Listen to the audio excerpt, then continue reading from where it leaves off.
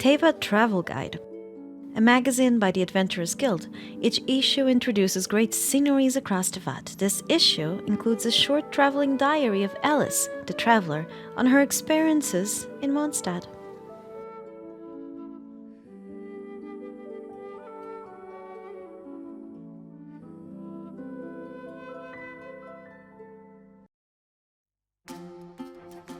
Dadaupa Gorge.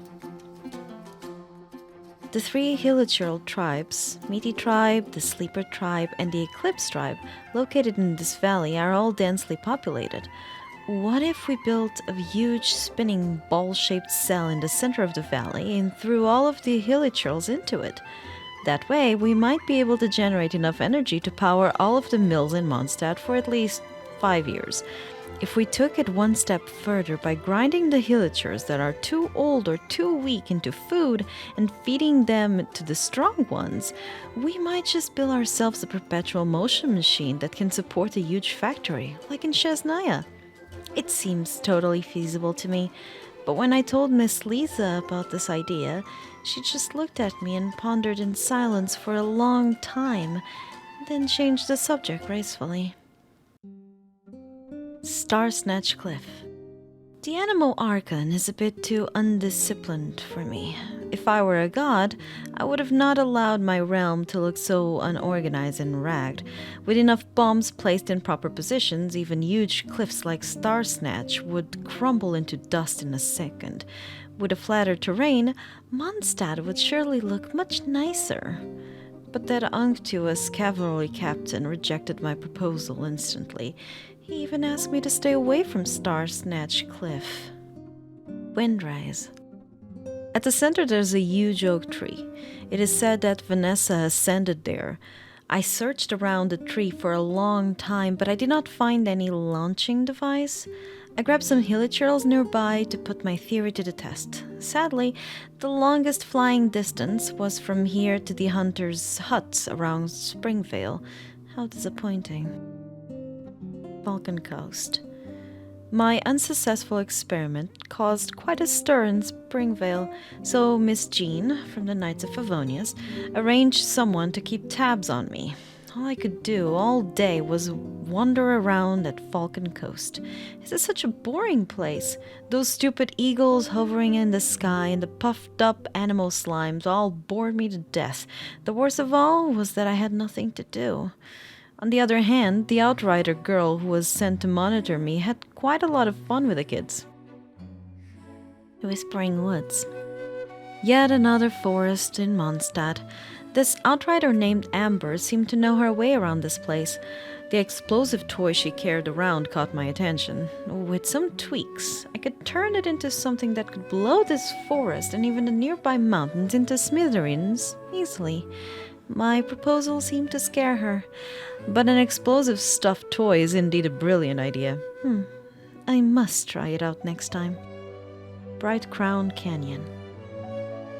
I finally got rid of that stalker from the Knights of Favonius. This valley I found at the northwest coast of Cider Lake is still guarded by ancient mechanisms, but the soldiers responsible for holding the pass for the King of Gales were nowhere to be found. All the winds of time had left behind were the unintelligent Hilichurls and silent mechanical guards.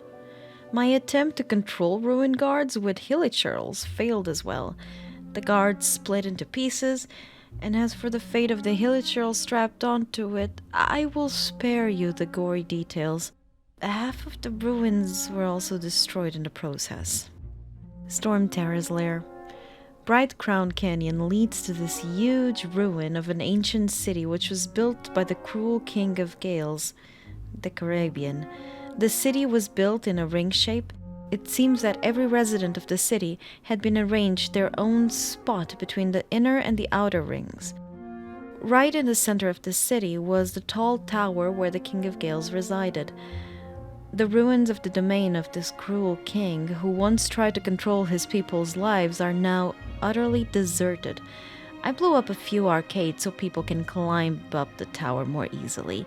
Looks quite good to me. The ruin feels more ancient now. Liyue Chapter. Teyvat Geographic Special Edition, Alice's Travels in Liyue, Luyue Marsh. The northern stretch of the Guizhou River turns into a wetland. If you look south beyond the stone gate, you will see a silvergrass marsh as far as the eye can see.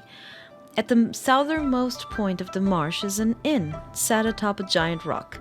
That is the Guang Sho Inn, the highest point of the entire marsh. Look south from there and you will see the Yori Plains. You can also make out the Guan stone forest across the sea. Also, there's a weirdo staying at the inn on the top floor. I don't think I've ever heard him say a single word. Lunch is a true feast at the Guang Sho Inn. The kitchen is equipped with every utensil you could imagine, perfect for getting some practical alchemy experience. On the topic of alchemy practice, I've got a few new things to test out in my search for an explosion catalyst. If everything goes smoothly, I'll spend a few more days here, then head to the Yori Plains. Yori Plains. In the end, I came to the Yori Plains a few days earlier than I had originally planned. Records suggest that prior to the Arkan War, this area was a thriving marketplace. The foxes and wild finches are stunning here. Their fur and feathers have a certain glow about them. But I hear that they can be pests, too. Liyue locals complain that they keep eating their fruit offerings to the Geo-Arkan. I wonder if that gives them a fruity aroma when roasted? Maybe I should go hunting. They run a strict operation at the checkpoint on the main road, but the guards who work there are friendly people. I made a potion from some local herbs and gave it to one of them for his stutter. It cured him, but it did have some minor side effects. He now can't help but constantly imitate everyone he comes across. Not just what they say, but the way they say it. It's uncanny how spot on his impressions are. Guizhou Karst. I'm told that somewhere amidst the misty peaks of Guizhou Karst lives an Adeptus, the exact location hidden somewhere in the ocean of cloud. All the Liyue herb gatherers claim to have seen the realm of the Adepti in all its glory, revealed before their very eyes in the clouds. Based on personal experience, I can say that overindulging on certain types of mushrooms can induce visions of similar nature. The terrain here fascinates me. So many of these stone pillars look like they belong deep underground, not here on the top of a mountain. There is supposed to be an underground reservoir here. Part of me wonders if all the water was drowned out. Perhaps Guizhou Karst would find itself back on the ocean floor where it belongs. My traveler companion, Zhongli, is the sternest person I know, but he seems most entertained by this theory. He won't stop laughing. What an odd fellow. Yao Guang Sho. I've heard that the fog often rolls in off the sea onto Yao Guang Sho, and when it's at its thickest, you can barely see your hand at the end of your outstretched arm. Unfortunately, I didn't make it here in time to see a foggy episode. It's a bit of a shame. There are so many lovely shells on the beach. I wonder how many of them have been there since the Arkan War. I strung some of them together to make a necklace, but unfortunately the fisherman from the inn sat on it and it broke. Every last shell brutally crushed beneath his merciless buttocks. None were spared. Not only that, but because he injured himself on the shards of broken shell, I had to pay his medical bills. A giant sea snail shell stands on the beach where the Guizhou River enters the sea. A kind old lady lives inside. Her family is said to have sailed here on the giant shell, and she spends her time rescuing shipwrecked people who end up drifting near the shore.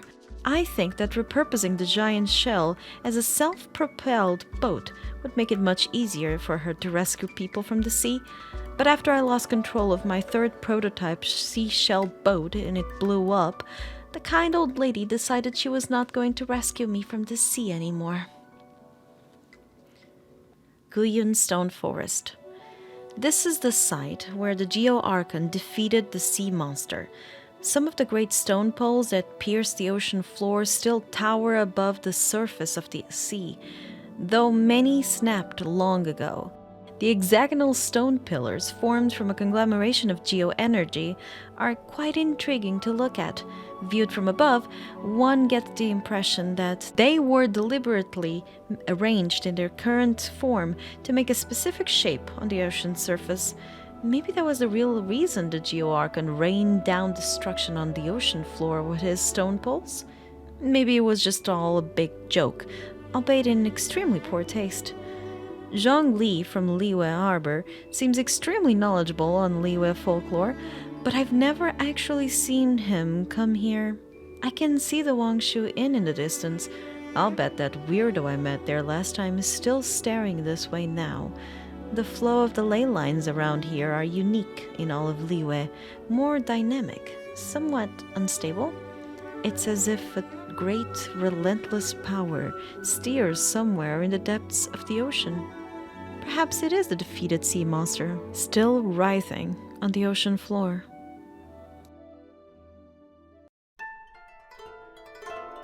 Inazuma Chapter, Teyvat Geographic Special Edition, Alice's Inazuma Diaries. Mount Yogu. Lush sakura trees grow all over this mountain on the northern end of Narukami Highland. These sakura all share roots, with the largest of them the sacred sakura, which sits on the mountain's summit. The Grand Narukami Shrine, greatest of the Inazuman shrines, is dedicated to this sacred sakura.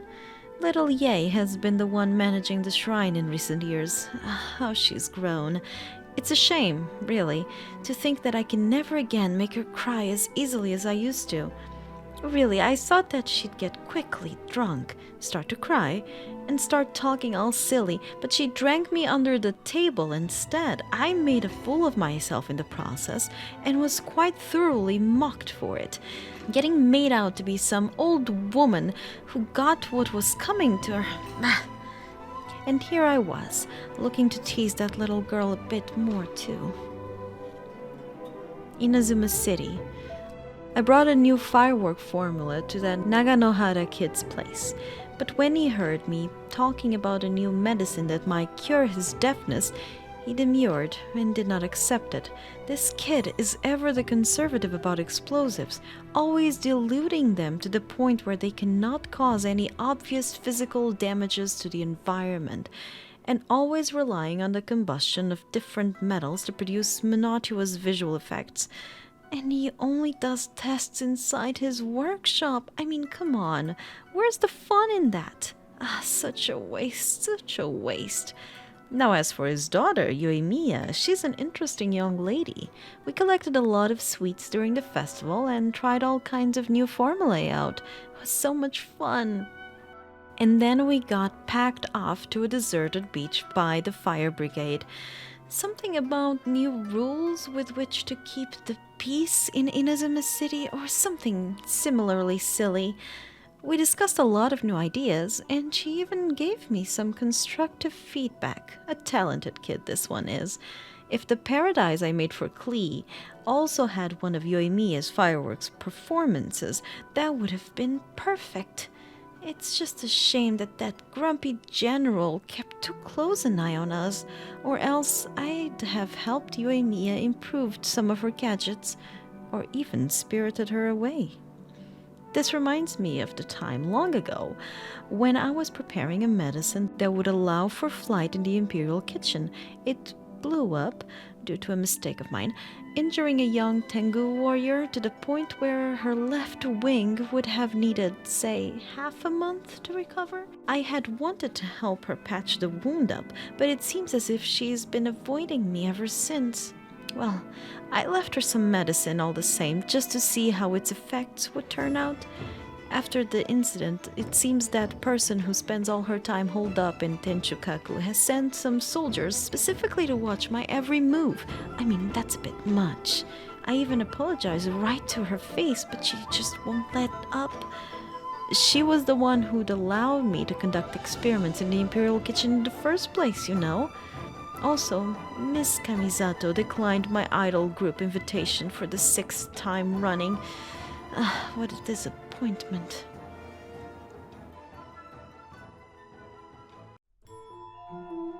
Tattarazuna. Tatarazuna is an island chain that is naturally shaped like a ring.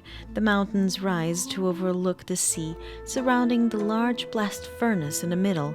This is where Inazuman jade steel is produced and endlessly made into the best weaponry for the highfalutin bigwings of Inazuman, or made from the blood and bones of a defeated god. This place is the Tenryo's commissioner's pride and joy, and as such, he takes extra good care of the workers and technical specialists. I was accompanied during my time at Tarasuna by a lady named Kagami Gozen.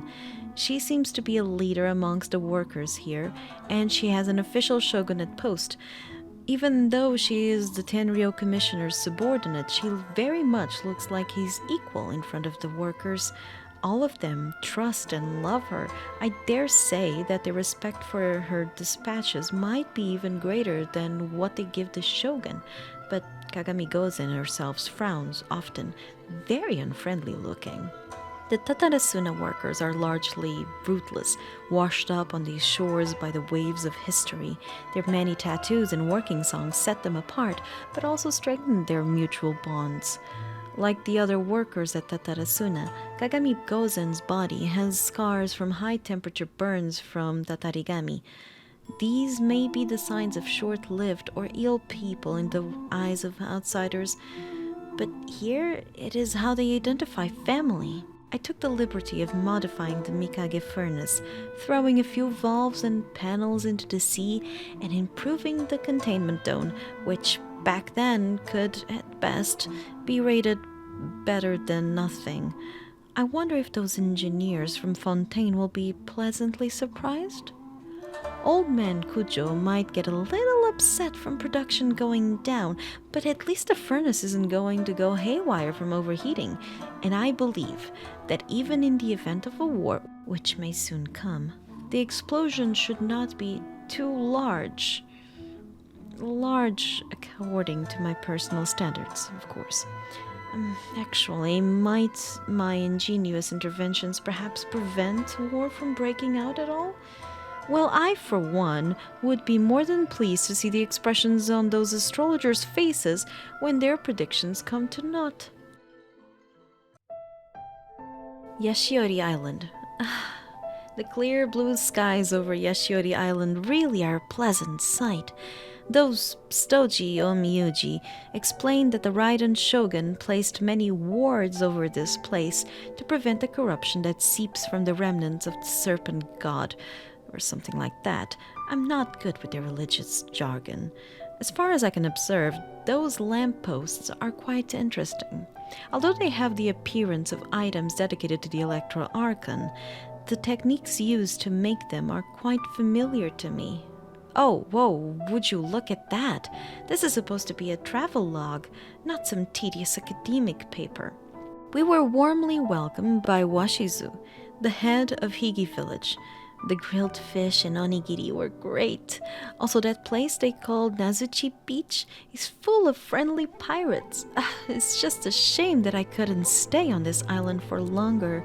The mines on the island are busy places indeed, but the equipment they use here is quite backward. Even though the shogun put all those wards down, blocking off most of the tatarigami's spread, many miners have still contracted chronic illnesses from prolonged exposure to the influence of those snake bone crystals.